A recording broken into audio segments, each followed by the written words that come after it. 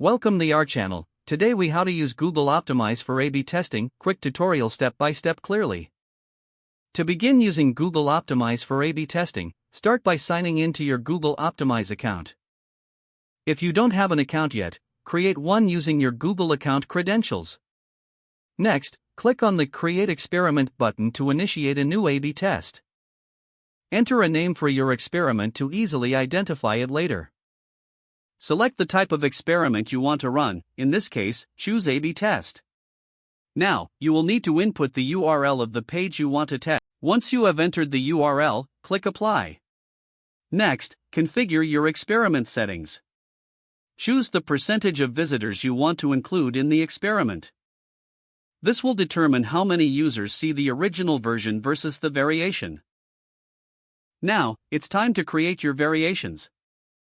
Click on the Add Variant button to create a new version of your page. You can either edit the page directly in the visual editor or use custom code as needed. After setting up your variants, proceed to set up your objectives. Objectives are crucial for measuring the success of your test. Select from predefined objectives or create a custom one based on your goals. Next, navigate to the targeting section to define who will see your experiment. You can choose segments based on geography, behavior, or other criteria. Once all settings are configured, review your experiment. Ensure that everything aligns with your testing goals and specifications. Finally, click on Start Experiment to activate your A/B test.